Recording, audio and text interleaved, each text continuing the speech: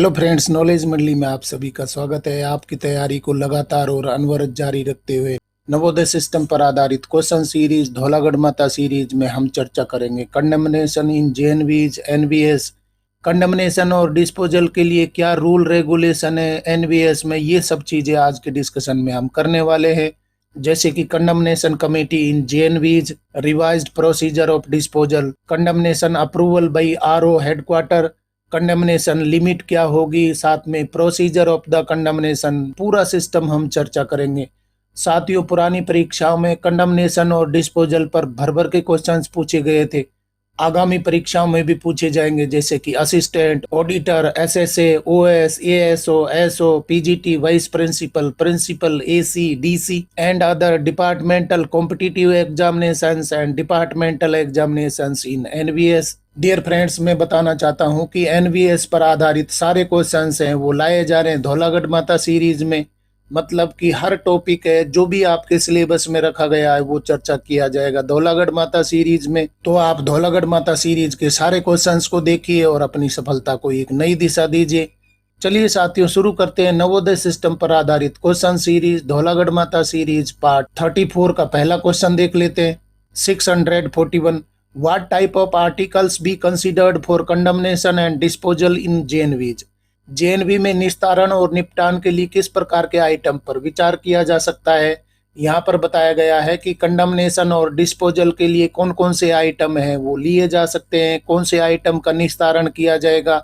Option आप देख लीजिए, कंडमनेशन और डिस्पोजल के लिए कौन कौन से आइटम है वो सेलेक्ट किए जा सकते हैं। यहाँ पर निस्तारण और निपटान इसको बोला गया है।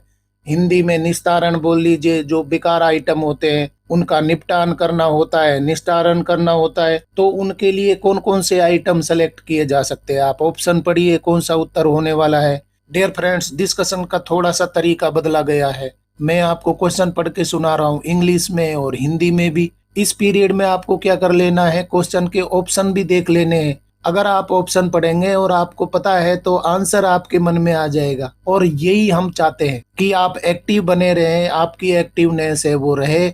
ऐसा नहीं हो कि वीडियो चला करके आप नींद लेना शुरू कर दे, ये नहीं होना चाहिए। एक्टिव बने रहिए, आप नोट्स बनाते रहिए, क्वेश्चन नोट करते रहिए, आंसर भी नोट करते रहिए। आपको एक्टिव बनाए रखने के लिए मैं ऑप्शन यहाँ पर नहीं पढ़ूंगा, ऑप्शन आप देख लीजिए। सही उत्तर जरूर बताऊंगा, उसको समझाने की भी कोशिश करूंगा जितनी मुझे समझ है, जितनी मुझे जानकारी है। सही आंसर क्या हो जाएगा, डी हो जाएगा, all of the above. Question में बताया गया है कि जेएनवी में निस्तारण और निपटान के लिए किस प्रकार के आइटमों पर विचार किया जाता है। तो सबसे पहला क्या बताया गया है, articles which are unserviceable due to expiry of life span. बहुत अच्छी बात बताई गई है कि जिनके लाइफ स्पैन खत्म हो गए हैं, हर आइटम के लिए लाइफ स्पैन होता है और उसके लाइफ स्पैन खत्म होने के बाद में वो अनसर्विसेबल हो जाता है, तो उसका निपटान किया जाएगा, निस्तारण किया जाएगा। बी में बताया गया है, articles which are unserviceable due to negligence, fraud, theft, mishap और मिसिंग ऑब्सोलीट आर्टिकल्स। यहाँ पर ये बताया गया है कि अनसर्विसेबल आइटम क्यों हुआ है, नेग्लिजेंस की वजह से, फ्रॉड की वजह से, थेफ्ट की वजह से, मिसचेप की वजह से, या कोई आइटम खो गया है तो उसकी वजह से इसको क्या बोला है, अनसर्विसेबल बोल दिया है। नेग्लिजेंस की वजह से खराब हो गया है, या कोई फर्जीवाड़े की वजह से खराब हो गया है, या चोरी हो गई है, तो आपको क्या करना होगा, वो आइटम तो राइट ऑफ करना होगा, उसका निपटान तो आपको करना ही होगा, नहीं तो वो क्या करेगा, आपके स्टॉक में बोलते ही जाएगा। और तीसरी कंडीशन ये बताई गई है, सरप्लस आइटम्स, जो आइटम सरप्लस हो गए हैं, मतलब कि फालतू हो गए, एक्स्ट्रा हो गए हैं, उन आइटम्स को भी आप क्या कर सकते हैं, निस्तारण कर सकते हैं, निपटान कर सकते हैं। तो बताया गया है कि यहाँ आपको ध्यान देना है कौन से आइटम है ये, non consumable items which are unserviceable due to expiry of life span, इसकी वजह से, या non consumable items which are unserviceable due to negligence, fraud, theft, mishap, missing obsolete articles, और साथ में सरप्लस आर्टिकल्स है। इनको आप क्या कर सकते हैं, कंडमनेशन कर सकते हैं, डिस्पोज कर सकते हैं जेएनवी लेवल पर। बहुत ही अच्छा क्वेश्चन है। आपको ये ध्यान रखना है कि डिस्पोजल कैसे किया जा सकता है, कंडमनेशन कैसे किया जा सकता है, कौन से आइटम शामिल किए जा सकते हैं, विचार किया जा सकता है। सही उत्तर हमारा हो जाएगा, डी हो जाएगा। अगला क्वेश्चन देख लेते हैं 642। When can the condemnation procedure be initiated in JNVs during a financial year. बिल्कुल ही जबरदस्त क्वेश्चन है। एक वित्तीय वर्ष के दौरान जेएनवी में निस्तारण और निपटान प्रक्रिया कब शुरू की जानी चाहिए? First week of January, first week of April, first week of July, first week of October. किसी भी वित्तीय वर्ष में जेएनवी स्तर पर निस्तारण और निपटान प्रक्रिया है वो कब शुरू करनी चाहिए? इनमें से कौन सा उत्तर ठीक हो जाएगा? सही उत्तर हमारा हो जाएगा बी हो जाएगा, फर्स्ट वीक ऑफ अप्रैल। प्रथम सप्ताह में ही आपको कंडमनेशन है वो शुरू कर देना होगा। अप्रैल के प्रथम सप्ताह में ही कंडमनेशन शुरू करना होगा। सही उत्तर हमारा हो जाएगा बी हो जाएगा। बहुत ही प्यारा क्वेश्चन है, जानो क्वेश्चन है, परंतु इस प्रकार के क्वेश्चन है वही तो पूछे जाते हैं। नेक्स्ट क्वेश्चन देख लेते हैं 643। Who will be the chairman of the committee at JNV level to initiate the procedure of condemnation and disposal of items? बहुत ही जबरदस्त क्वेश्चन है। इस प्रकार के क्वेश्चन से पुरानी परीक्षा में पूछे गए थे, आगामी परीक्षा में भी पूछे जाएंगे।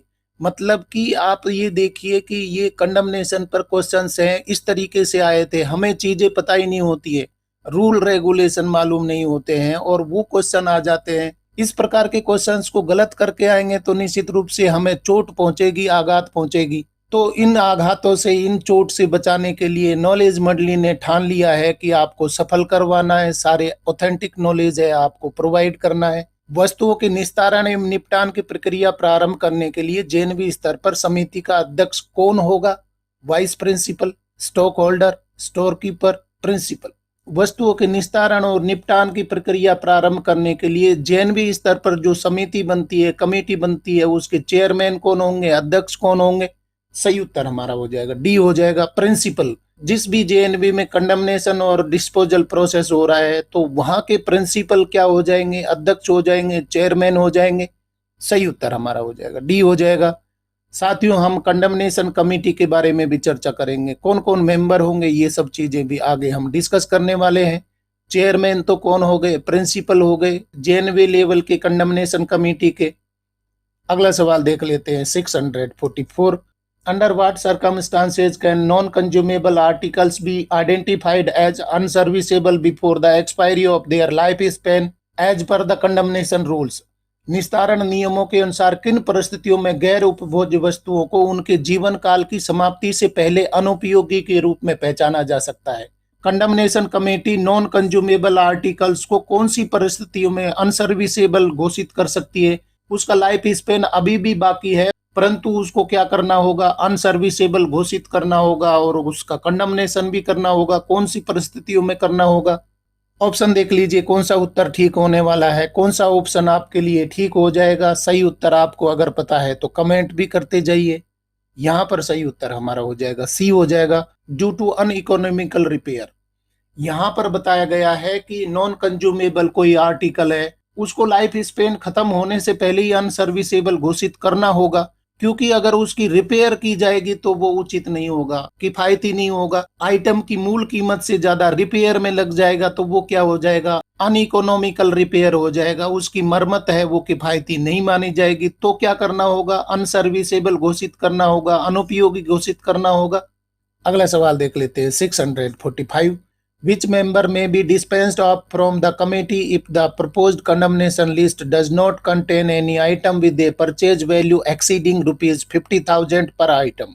बिल्कुल ही लॉजिकल क्वेश्चन है। यदि प्रस्तावित निस्तारण सूची में प्रति आइटम 50,000 रुपये से अधिक खरीद मूल्य वाली कोई वस्तु शामिल नहीं है तो किस सदस्य को जेएनवी स्तर की समिति से हटाया जा सकता है? कंडमनेशन में 50,000 से अधिक मूल्य का कोई आइटम नहीं है तो इनमें से किस सदस्य को हटाया जा सकता है? उस मेंबर को रखना जरूरी नहीं होगा, बाकी तो होंगे ही होंगे, परंतु एक हटाया जा सकता है। कंडीशन क्या बताई गई है कि कंडमनेशन की जो लिस्ट बनाई गई है उसमें 50,000 से अधिक खरीद मूल्य वाली कोई वस्तु शामिल नहीं है, तो कौन से सदस्य को हटाया जा सकता है? ऑप्शन आप देख लीजिए, vice principal, principal, principal of a near by JNV, office superintendent. तो कौन सा उत्तर ठीक होने वाला है? ध्यान से देखिए, बड़ा अच्छा क्वेश्चन है। सही उत्तर हमारा हो जाएगा सी हो जाएगा, principal of a near by JNV. Principal of a near by JNV है, उसको 50,000 रुपये से अधिक का कोई डिस्पोज करने के लिए, कंडमनेशन करने के लिए मूल कीमत किसी की है तो नियर बाई जेएनवी के प्रिंसिपल को मेंबर के रूप में बुलाया जाएगा। परंतु यहाँ बताया गया है कि ऐसा कोई आइटम ही नहीं है उस कंडमनेशन लिस्ट में ऐसा कोई आइटम शामिल नहीं किया गया है जिसकी कीमत 50,000 रुपये से अधिक है, तो इनको हटाया जा सकता है। नियर बाई जेएनवी के मेंबर को हटाया जा सकता है, बाकी सभी रहेंगे परंतु इसको हटाया जा सकता है। सही उत्तर हमारा हो जाएगा सी हो जाएगा। डियर फ्रेंड्स, एनवीएस सिस्टम को लाया जा रहा है धौलागढ़ माता सीरीज में। धौलागढ़ माता सीरीज के क्वेश्चन हैं किफायती तरीके से बनाए जा रहे हैं, क्योंकि पुरानी परीक्षा में जो क्वेश्चन पूछे गए थे, साथ में अभी हाल में संपन्न परीक्षाओं के ट्रेंड को देखते हुए क्वेश्चन हैं वो तैयार किए जा रहे हैं। अगर आपको एनवीएस स्कीम पर आधारित क्वेश्चन सीरीज धौलागढ़ माता सीरीज के क्वेश्चन पसंद आ रहे हैं तो लाइक बटन दबाइए। आपको उचित लगता है तो अपने यार दोस्तों को भी बताइए, कमेंट भी आप कर सकते हैं और बेल आइकन भी दबा दीजिए जिससे कि नया नोटिफिकेशन आए तो आपको अलार्म मिल जाए। अगला सवाल देख लेते हैं 646। What is the frequency at which stock verification and recommendation are completed before initiating the condemnation process in JNVs? JNV में निस्तारण प्रक्रिया शुरू करने से पहले स्टॉक सत्यापन और अनुशंसा किस आवृत्ति पर पूरी की जाती है? तो यहाँ पर स्टॉक वेरिफिकेशन करना होगा। और अनुशंसा का मतलब क्या है कि कंडमनेशन के लिए कोई आइटम को अनुशंसित किया गया है या रिकमेंड किया गया है, ये प्रक्रिया किस आवृत्ति में पूर्ण होनी चाहिए। ऑप्शन आप देख लीजिए कौन सा उत्तर ठीक होगा। कंडमनेशन प्रोसेस शुरू करने से पहले स्टॉक वेरिफिकेशन और कंडमनेशन के लिए रिकमेंडेशन है किस आवृत्ति में पूर्ण किए जाने चाहिए। सही उत्तर हमारा हो जाएगा बी हो जाएगा, एवरी फाइनेंशियल ईयर। ये स्टॉक वेरिफिकेशन है वो हर साल होता है, आपको पता है। और इसके साथ में अगर कोई आइटम को आप डिस्पोज ऑफ करना चाह रहे हैं, कंडमनेशन करना चाह रहे हैं, तो उसकी रिकमेंडेशन होनी चाहिए, हर फाइनेंशियल ईयर में होनी चाहिए। सही उत्तर हमारा हो जाएगा बी हो जाएगा। Move to question number 647।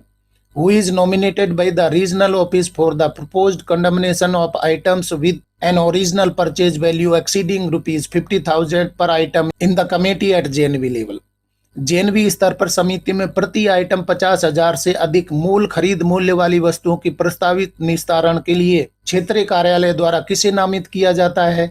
बड़ा लॉजिकल क्वेश्चन है, आपको ये मानना पड़ेगा कि ये क्वेश्चन जरूरी है, इंपॉर्टेंट है। बताया गया है कि कंडमनेशन लिस्ट में 50,000 से अधिक खरीद मूल्य का कोई वस्तु है तो उसके निस्तारण के लिए, उसके कंडमनेशन के लिए क्षेत्रीय कार्यालय द्वारा किसे नामित किया जाएगा? इनमें से किसको नॉमिनेट किया जाएगा? Vice principal, principal of a near by JNV, venue principal, cluster ICAC. JNV स्तर पर समिति में प्रति आइटम 50,000 से अधिक मूल खरीद मूल्य वाली वस्तुओं की प्रस्तावित निस्तारण के लिए क्षेत्रीय कार्यालय द्वारा किसको लगाया जाएगा? सही उत्तर हमारा हो जाएगा बी हो जाएगा, principal of a near by JNV. मतलब कि नजदीकी जेएनवी के प्रिंसिपल को लगाया जाएगा, मेंबर के रूप में लगाया जाएगा। सही उत्तर हमारा हो जाएगा बी हो जाएगा। अगला सवाल देख लेते हैं 648। In what instances can non consumable articles be identified as fully unserviceable before the expiry of their life span as per condemnation rules? जबरदस्त है, खतरनाक क्वेश्चन है। निस्तारण नियमों के अनुसार किन मामलों में गैर उपभोज्य वस्तुओं को उनके जीवन काल की समाप्ति से पहले पूरी तरह से अनुपयोगी के रूप में पहचाना जा सकता है? क्वेश्चंस की लैंग्वेज बदली जा रही है और कंडीशंस भी बदली जा रही हैं। मतलब कि इस प्रकार के क्वेश्चंस हैं वो तो जरूर पूछे जाते हैं, आपको ये बात माननी पड़ेगी। मैं आपको बार बार कह रहा हूं कि आज के क्वेश्चंस हैं बिल्कुल प्रैक्टिकल है, ऑथेंटिक है। ध्यान देना है कि नॉन कंज्यूमेबल आर्टिकल हैं और उनको अनसर्विसेबल घोषित कर दिया है जबकि उनकी लाइफ स्पेन अभी भी है, खत्म नहीं हुई है। तो किन कंडीशन में उनको अनसर्विसेबल यानी कि अनुपयोगी घोषित कर दिया जा सकता है? ऑप्शन देख लीजिए, due to regular maintenance checks, due to negligence, fraud, theft और mischief, due to proper handling procedures, due to routine usage patterns. सही उत्तर क्या होने वाला है? गैर उपभोज्य वस्तु यानी कि नॉन कंज्यूमेबल आइटम है और उसका लाइफ स्पेन अभी खत्म नहीं हुआ है परंतु अनसर्विसेबल घोषित करना होगा। इनमें से कौन सा ऑप्शन ठीक हो जाएगा? सही उत्तर हमारा हो जाएगा बी हो जाएगा, due to negligence, fraud, theft और मिसचेप। यहाँ पर बताया गया है कि लापरवाही की वजह से या फ्रॉड की वजह से या चोरी की वजह से या सार संभाल की वजह से अगर कोई आइटम है बेकार हो गया है, खराब हो गया है, चोरी हो गया है, गायब हो गया है, तो आपको क्या करना होगा? उसको निस्तारण करना होगा, अनसर्विसेबल घोषित करना होगा। जो आइटम है ही नहीं वो काम कैसे करेगा? सर्विसेबल कैसे बोलेंगे? तो वो अनसर्विसेबल हो जाएगा और अनसर्विसेबल हो जाएगा तो कमेटी क्या करेगी, उसका निस्तारण कर देगी। सही उत्तर हमारा हो जाएगा बी हो जाएगा। क्वेश्चन देख लेते हैं। What is the role of the principal of a near by JNV in the condemnation committee for initiating the condemnation procedure and disposal of items.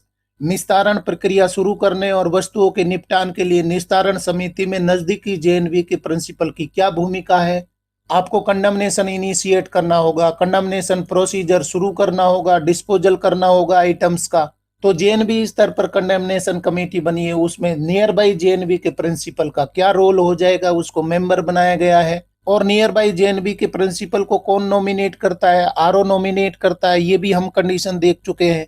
50,000 रुपये से अधिक कीमत के कोई आइटम को आप डिस्पोज कर रहे हैं तो आरओ क्या करेगा, नियर बाई जेएनवी के प्रिंसिपल को नॉमिनेट करेगा उस जेएनवी के लिए। और उस कंडमनेशन कमेटी में नियर बाई जेएनवी के प्रिंसिपल की क्या भूमिका हो जाएगी, आपने ऑप्शन देख लिए हैं। सही उत्तर क्या हो जाएगा, बी हो जाएगा। Approving condemnation proposals for items with a purchase value up to ₹50,000। तो ये बताना होगा कि 50,000 रुपये से अधिक कीमत की कोई वस्तु को आप क्या कर रहे हैं, डिस्पोज ऑफ कर रहे हैं या कंडमनेशन कर रहे हैं, तो उसको कंडमनेशन के लिए प्रपोजल को अप्रूव करना होगा कि हाँ वास्तव में ये आइटम है, कंडम करने के लायक है, योग्य है। ये अभी अनसर्विसेबल हो गया है। अनसर्विसेबल किस कंडीशन में किया जा सकता है, वो हम कंडीशंस हैं इससे पहले वाले क्वेश्चंस में देख चुके हैं। तो इसके अप्रूवल के लिए भूमिका हो जाएगी नियर बाई जेएनवी के प्रिंसिपल की। सही उत्तर हमारा हो जाएगा बी हो जाएगा। एनबीएस सिस्टम पर आधारित क्वेश्चन सीरीज धौलागढ़ माता सीरीज के कारवा को आगे बढ़ाते हुए नया सवाल देख लेते हैं। 650 Which member in the condemnation committee is responsible for reviewing the status of unserviceable articles that have not completed their prescribed span of life but are uneconomical to repair? जबरदस्त क्वेश्चन आ रहे हैं, मैं बार बार इस बात को दोहराऊंगा। निस्तारण समिति में कौन सा सदस्य अनुपयोगी वस्तुओं की स्थिति की समीक्षा करने के लिए जिम्मेदार है जिन्होंने अपना निर्धारित जीवन काल पूरा नहीं किया है। मतलब कि वो आइटम है जिनका लाइफ स्पेन अभी भी पूरा नहीं हुआ है लेकिन मरम्मत के लिए अलाभकारी है। अगर उनकी रिपेयर करवाएंगे तो वो अनइकोनॉमिकल हो जाएंगे। इसलिए उनको क्या करना होगा, आपको समीक्षा करनी होगी और अनुपयोगी वस्तु की श्रेणी में डाल देना होगा। ये जिम्मेदारी किसकी हो जाएगी, vice principal, principal, the condemnation committee और डी ऑप्शन हो जाएगा ऑफिस सुपरिंटेंडेंट। सही उत्तर पहचान लीजिए कौन सा उत्तर ठीक होने वाला है। निस्तारण समिति में कौन सा सदस्य अनुपयोगी वस्तुओं की स्थिति की समीक्षा करने के लिए जिम्मेदार है जिन आइटम ने अपना निर्धारित जीवन काल अभी पूरा नहीं किया है परंतु उनको ठीक करवाना भी अलाभकारी है। तो इसके लिए कौन जिम्मेदार हो जाएगा, सही उत्तर हमारा हो जाएगा सी हो जाएगा, द कंडमनेशन कमेटी। कोई एक आदमी जिम्मेदार नहीं होगा, पूरी कंडमनेशन कमेटी जो जेएनवी लेवल पर कंडमनेशन कमेटी बनी है उसमें प्रिंसिपल चेयरमैन होंगे, वाइस प्रिंसिपल होंगे, स्टोर कीपर होंगे और कंसर्न स्टॉक इंचार्ज होंगे, साथ में नियर बाई जेएनवी के प्रिंसिपल होंगे और ओएस होंगे। तो ये सभी कमेटी मेंबर्स होते हैं। पूरी कमेटी है वो रिस्पॉन्सिबल होगी। कोई आइटम अनुपयोगी हो गया है जबकि उसका जीवन काल अभी पूरा ही नहीं हुआ है तो इस चीज की समीक्षा करने के लिए कौन जिम्मेदार होगा, पूरी कमेटी जिम्मेदार होगी। सही उत्तर हमारा हो जाएगा सी हो जाएगा।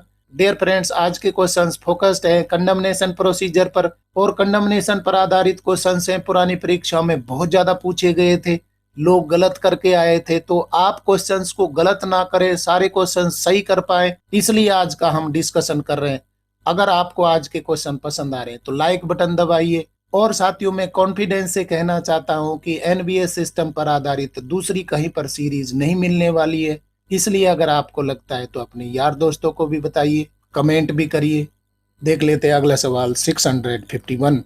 What type of articles would typically fall under consideration for condemnation and disposal by the committee? किस प्रकार के आइटम आमतौर पर समिति द्वारा निस्तारण और निपटान के लिए विचाराधीन होंगे? कौन से आइटम हैं जिन पर कंडमनेशन कमेटी विचार कर सकती है? ऑप्शन देख लीजिए कौन सा ठीक होने वाला है। कंडमनेशन और डिस्पोजल के लिए कंडमनेशन कमेटी है वो कौन से आइटम पर विचार कर सकती है? आप जल्दी से उत्तर देखिए कौन सा उत्तर ठीक होने वाला है। और सही उत्तर आपको पता है तो जल्दी से कमेंट भी कर दीजिए। सही उत्तर हमारा हो जाएगा बी हो जाएगा, सरप्लस आर्टिकल्स। जो आर्टिकल सरप्लस हो गए हैं उसको कंडमनेशन कमेटी है विचार कर सकती है। सही उत्तर हमारा हो जाएगा बी हो जाएगा। क्वेश्चन देख लेते हैं 652। who is designated as the member secretary in the condemnation committee for initiating the disposal process। बहुत ही रॉयल क्वेश्चन है। निपटान प्रक्रिया शुरू करने के लिए निस्तारण समिति में सदस्य सचिव के रूप में किसे नामित किया जाता है? जो कंडमनेशन कमेटी बनी है जेएनवी लेवल पर, वहां पर मेंबर सेक्रेटरी कौन होंगे? सदस्य सचिव के रूप में कौन कार्य करेंगे? आप ऑप्शन देख लीजिए कौन सा उत्तर ठीक होने वाला है।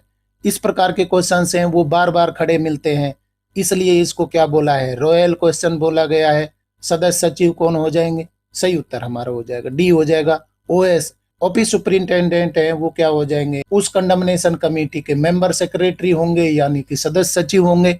सही उत्तर हमारा हो जाएगा डी हो जाएगा। क्वेश्चन देख लेते हैं 653।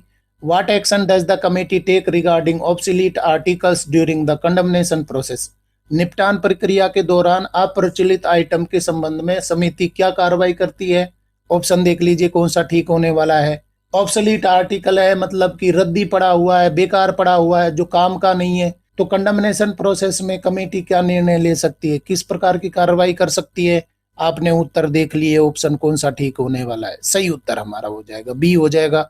रिकमेंड देम फॉर डिस्पोजल, मतलब कि जो ऑब्सोलीट आर्टिकल्स हैं, जो बेकार पड़े हुए रद्दी पड़े हुए आर्टिकल है, जो प्रचलन में नहीं है, कार्य नहीं कर रहे, तो इस प्रकार के आइटम को कंडमनेशन कमेटी है क्या कह सकती है? डिस्पोज करवा सकती है, डिस्पोजल के लिए रिकमेंडेशन कर सकती है। सही उत्तर हमारा हो जाएगा बी हो जाएगा। क्वेश्चन देख लेते हैं 654। When does the proposal for items with a purchase value exceeding rupees 50,000 per item need approval from the concerned NVS regional office? मैं आपको साथियों बताना चाह रहा हूं कि कुछ क्वेश्चंस हैं वो आई मार्क होते हैं, जहां पर कोई वैल्यू दी गई हो, समय काल खंड दिया गया हो, तो इस प्रकार के क्वेश्चंस हैं वो तो जरूर मिल जाते हैं। इसलिए क्वेश्चन आपको इंपॉर्टेंट मानना पड़ेगा। 50,000 रुपये प्रति आइटम से अधिक खरीद मूल्य वाली वस्तुओं के प्रस्ताव को संबंधित एनवीएस क्षेत्रीय कार्यालय से अनुमोदन की आवश्यकता कब होती है? ऑप्शन देख लीजिए कौन सा उत्तर ठीक होने वाला है। 50,000 रुपये से अधिक का आइटम है, खरीद मूल्य है उसकी 50,000 रुपये थी और उसको आपको डिस्पोज करना है, तो कंसर्न रीजनल ऑफिस से अप्रूवल लेना होगा। ये अप्रूवल है आपको कितनी बार लेना होगा, कब जरूरत पड़ती है या जरूरत पड़ती भी है या नहीं पड़ती है? आप देख लीजिए उत्तर कौन सा ठीक होने वाला है। सही उत्तर हमारा हो जाएगा ए हो जाएगा। Before any condemnation process begins, हर बार ऐसा करना होगा। जब भी 50,000 रुपये से अधिक का कोई आइटम आप कंडम करना चाह रहे हैं तो उस प्रस्ताव को अनुमोदन के लिए आपको भेजना होगा। कहां पर? एनवीएसआरओ भेजना होगा। अनुमोदन के बिना आप 50,000 रुपये से अधिक के आइटम को डिस्पोज ऑफ नहीं कर सकते। इसलिए हर बार जब भी आप कंडमनेशन प्रोसेस शुरू करेंगे तो अप्रूवल लेना होगा, आरओ से लेना होगा। सही उत्तर हमारा हो जाएगा ए हो जाएगा। क्वेश्चन देख लेते हैं 655। Which member in the condemnation committee is responsible for ensuring proper documentation and record keeping during the disposal process? Laila Majnu question है। जब भी लैला आवाज देगी मजनू को आना होगा। तो जब भी जेएनवी में निस्तारण होगा तो उसके उचित दस्तावेजीकरण और रिकॉर्ड रखने के लिए कौन जिम्मेदार हो जाएगा? ऑप्शन आप देख लीजिए कौन सा उत्तर ठीक होने वाला है। सही उत्तर हमारा हो जाएगा डी हो जाएगा। ऑफिस सुपरिंटेंडेंट, मतलब कि ओएस होगा। और अगर ओएस जेएनवी में नहीं है तो कौन वहां पर कार्य करेंगे? एसएसए कार्य करेंगे। एसएसए की ये जिम्मेदारी होगी कि वो उचित दस्तावेजीकरण और रिकॉर्ड रखेंगे। इसको सुनिश्चित किया जाएगा, मतलब कि हर जगह हर कंडमनेशन में ये खड़े होने चाहिए, हर जगह मिलने चाहिए। सही उत्तर हमारा हो जाएगा डी हो जाएगा। डियर फ्रेंड्स, एनवीएस स्कीम पर आधारित धौलागढ़ माता सीरीज के क्वेश्चंस आपको पसंद आ रहे हैं तो लाइक बटन दबाइए, लगता है तो अपने यार दोस्तों को भी बताइए और आप कमेंट करके भी बताइए। अगर मेरी स्टाइल में कोई तब्दीली करना चाहते हैं, परिवर्तन करना चाहते हैं तो कमेंट भी कर दीजिए। बेल आइकन भी दबा दीजिए जिससे कि नया नोटिफिकेशन आए तो आपका अलार्म बज जाए। नया सवाल देख लेते हैं 656। What is one of the key criteria considered by the committee when recommending articles for condemnation and disposal? निस्तारण और निपटान के लिए आइटम की सिफारिश करते समय समिति द्वारा विचार किए जाने वाले प्रमुख मानदंडों में से एक क्या है? मतलब कि कोई आइटम को आप कंडमनेशन कर रहे हैं, डिस्पोजल कर रहे हैं, तो उस आइटम की सिफारिश करते समय समिति कौन सी चीज पर विचार करेगी? इनमें से कौन सा मानदंड है उनको विचार करना होगा। ऑप्शन देख लीजिए कौन सा उत्तर ठीक हो जाएगा। ए होगा कि बी होगा कि सी होगा कि डी होगा? सही उत्तर हमारा हो जाएगा सी हो जाएगा। Completion of prescribed life span by the article. ये बहुत बड़ी बात है कि उसका जीवन काल है वो पूर्ण होना चाहिए। लाइफ स्पैन देखना होगा, लाइफ स्पैन पूरा होने से पहले उसको अनसर्विसेबल किया जा सकता है, परंतु वो स्पेशल केसेज है। पर ये कंडीशन है, हर आइटम के लिए नहीं लगा सकते। आपको लाइफ स्पैन देखना होगा, क्या उसका लाइफ स्पैन बचा है या नहीं बचा है। हर आइटम के लाइफ स्पैन है, उसकी लिस्ट अवेलेबल है, एनवीएस की साइट पर जाइए, वो लाइफ स्पैन देख लीजिए। तो लाइफ स्पैन पहली कंडीशन है। उसके साथ में और बहुत सारी चीजें देखी जाती है। तो पहला मानदंड क्या होना चाहिए, लाइफ स्पैन होना चाहिए। अगर कोई आइटम को आप कंडमनेशन करना चाह रहे हैं, डिस्पोजल करना चाह रहे हैं, सही उत्तर हमारा हो जाएगा सी हो जाएगा। क्वेश्चन देख लेते हैं 657। What is the maximum cost limit per article for unserviceable and obsolete articles that can be disposed of at Vidyalaya level. तो साथियों, ये बिल्कुल लाल बत्ती की तरह है। हर जगह आपको लाल बत्ती रोकेगी, सिग्नल देगी, और अगर आपने उसको गौर नहीं किया तो आपके चालान भी कट सकते हैं। विद्यालय स्तर पर निपटाए जा सकने वाले अनुपयोगी और अप्रचलित आइटम के लिए प्रति आइटम अधिकतम लागत सीमा क्या है। बिल्कुल ही जानू क्वेश्चन है, हर परीक्षा में खड़ा मिलेगा, आपकी मदद भी कर सकता है, आपका काम भी खराब कर सकता है। ₹30,000, ₹40,000, ₹50,000, ₹60,000। अगर जेएनवी स्तर पर आप कंडमनेशन करना चाह रहे हैं तो अनुपयोगी आइटम है यानी कि अनसर्विसेबल है, या अप्रचलित यानी कि ऑब्सोलीट आर्टिकल है। कितनी कॉस्ट तक के आइटम को आप स्कूल लेवल पर कंडम कर सकते हैं। सही उत्तर हमारा हो जाएगा सी हो जाएगा, ₹50,000। 50,000 तक के आइटम को, जो कि अनसर्विसेबल है, ऑब्सोलीट आर्टिकल है, उसको आप स्कूल लेवल के कंडमनेशन कमेटी में निपटान कर सकते हैं, कंडमनेशन कर सकते हैं। उससे अधिक कॉस्ट अगर है, उसकी मूल कीमत उससे ज्यादा है, तो आपको अप्रूवल लेना होगा। ये हम चर्चा कर चुके हैं। क्वेश्चन के अनुसार सही उत्तर सी हो जाएगा, ₹50,000। अगला सवाल देख लेते हैं 658। Who needs to provide a certificate stating that the repair of an unserviceable article is not economical for it to be considered for condemnation? किसे ये प्रमाण पत्र प्रदान करने की आवश्यकता है कि निस्तारण के लिए विचार किए जाने के लिए किसी अनुपयोगी वस्तु की मरम्मत किफायती नहीं है। जोरदार क्वेश्चन है, लॉजिकल है। Principal, condemnation committee, OEM, original equipment manufacturer, service centre manager. इस प्रकार का प्रमाण पत्र कौन देगा कि ये आइटम अनसर्विसेबल है और इसकी रिपेयर नहीं हो सकती, रिपेयर है वो इकोनॉमिकली ठीक नहीं है। इस प्रकार का सर्टिफिकेट कौन देंगे, क्योंकि आपको कंडेमनेशन करना होगा तो ये सर्टिफिकेट लेना होगा। और ये सर्टिफिकेट कौन जारी करेगा। सही उत्तर हमारा हो जाएगा सी हो जाएगा, OEM. OEM original equipment manufacturer है, जिसने आइटम बेचा है या आइटम बनाता है, तो वो बताएगा कि आप सर्विस करवाइए, इसको रिपेयर करवाइए या नहीं करवाइए।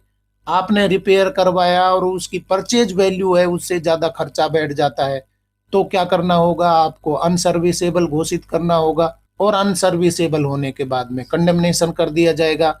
तो ये प्रमाण पत्र कौन जारी करेगा, ओईएम करेगा। बहुत ही लॉजिकल क्वेश्चन है, सही उत्तर हमारा हो जाएगा सी हो जाएगा। नया सवाल देख लेते हैं 659। What is the total cost limit for all items recommended for condemnation at विद्यालय लेवल पर फाइनेंशियल ईयर। आज तो मुझे हर क्वेश्चन के लिए बोलना पड़ा, और आपको ये बात माननी भी पड़ेगी कि आज के क्वेश्चन से बहुत ही जरूरी है। हर क्वेश्चन यूनिक है। इन पर क्वेश्चन से पुरानी परीक्षा में बने थे, पूछे गए थे, आगामी परीक्षा में भी पूछे जाएंगे। प्रति वित्तीय वर्ष विद्यालय स्तर पर निस्तारण के लिए अनुशंसित सभी वस्तुओं की कुल लागत सीमा क्या है। मैंने आपको बताया है कि कहीं पर कोई लिमिट होती है, समय, काल, खंड, कीमत। तो इस प्रकार के क्वेश्चंस तो जरूर मिलते हैं यार। हर एक वित्तीय वर्ष में विद्यालय स्तर पर अगर आपको डिस्पोजल करना होगा, निस्तारण करना होगा, तो वो कंडेमनेशन की अधिकतम लिमिट है क्या होगी, कितने रुपए तक की लिमिट का आप कंडेमनेशन कर सकते हैं विद्यालय स्तर पर। ₹10 लाख, ₹12.5 लाख, ₹15 लाख, ₹20 लाख। सही उत्तर अगर आपको पता है तो कमेंट करिए जल्दी से। यहां पर सही उत्तर हो जाएगा सी हो जाएगा, 15 लाख। 15 लाख रुपए तक का आप कंडेमनेशन कर सकते हैं। ये बहुत बड़ी बात है कि आप विद्यालय स्तर पर 15 लाख रुपए तक के आइटम का डिस्पोज ऑफ कर सकते हैं, परंतु इसमें लिमिट क्या होनी चाहिए। 50,000 रुपए तक के आइटम को सीधे आप स्कूल लेवल पर कंडेमनेशन कर सकते हैं, और अगर कोई आइटम की कीमत 50,000 रुपये से अधिक है तो आरओ से परमिशन लेनी होती है, अप्रूवल लेना होता है।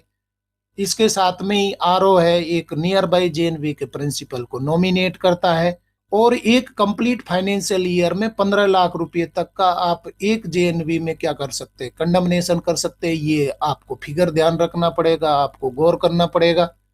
सही उत्तर हमारा हो जाएगा सी हो जाएगा। और साथियों देख लेते हैं नवोदय सिस्टम पर आधारित क्वेश्चन सीरीज धौलागढ़ माता सीरीज पार्ट 34 का अंतिम सवाल 660। Who has the authority to dispose of unserviceable and obsolete articles at Vidyalaya level after they are recommended for condemnation by the committee? निस्तारण समिति द्वारा निपटान के लिए अनुशंसित किए जाने के बाद विद्यालय स्तर पर अनुपयोगी और अप्रचलित आइटम का निपटान करने का अधिकार किसके पास है? ऑप्शन देख लीजिए, जबरदस्त क्वेश्चन है। Vice principal, principal, office superintendent, cluster ICAC. निस्तारण समिति द्वारा निपटान के लिए अनुशंसित मतलब कि कंडमनेशन कमेटी ने क्या बोला है कि आइटम को डिस्पोज ऑफ करना है, कंडमनेशन करना है। तो फाइनल निर्णय अनुपयोगी और अप्रचलित आइटम के लिए कौन ले सकते हैं, किसके पास में ये अधिकार है? सही उत्तर हमारा हो जाएगा बी हो जाएगा, प्रिंसिपल। क्योंकि इस लोकल कंडमनेशन कमेटी के चेयरमैन कौन होते हैं? प्रिंसिपल होते हैं।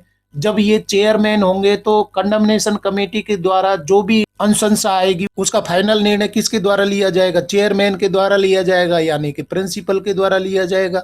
सही उत्तर हमारा हो जाएगा बी हो जाएगा। इस तरीके से साथियों धौलागढ़ माता सीरीज पार्ट 34 के अंतिम क्वेश्चन तक हम पहुंच गए हैं। अभी तक हमने 660 क्वेश्चंस कंप्लीट कर लिए।